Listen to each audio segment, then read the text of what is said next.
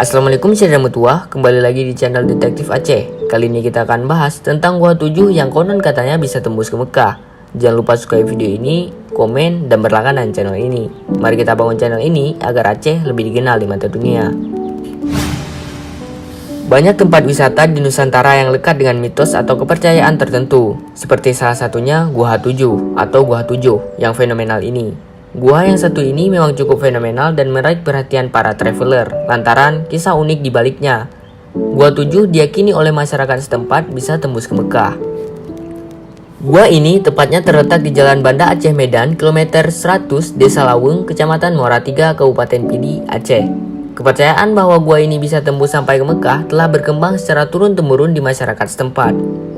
Cerita-cerita ini kemudian terus berkembang hingga membuat para traveler tertarik untuk menyambangi gua ini.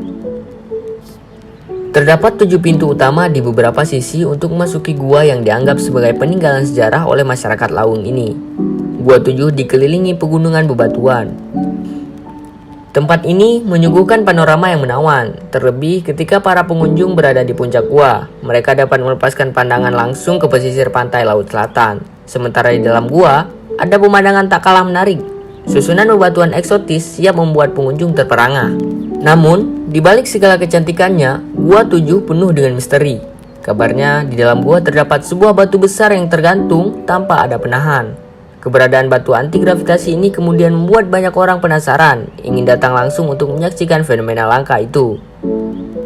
Misteri lain yang membuat gua ini begitu populer yakni kepercayaan bahwa salah satu pintu dari ketujuh pintu utama gua bisa menembus ke Mekah. Tak ada yang tahu pasti apakah itu sekedar mitos atau benar adanya. Namun yang pasti hingga kini belum ada satu orang pun yang dapat membuktikan kebenarannya.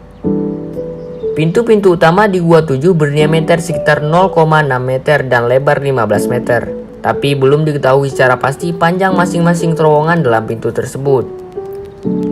Hingga kini, cerita tersebut masih menjadi misteri yang belum bisa dipecahkan secara pasti. Namun yang pasti, gua itu sebenarnya merupakan tempat bersemayam 7 orang aulia yang dikeramatkan di Aceh. Nah, saudara mutua, itulah sepenggal cerita tentang Gua 7. Kalau kamu berkesempatan mengunjungi Aceh, jangan lupa singgah di Gua 7 ya.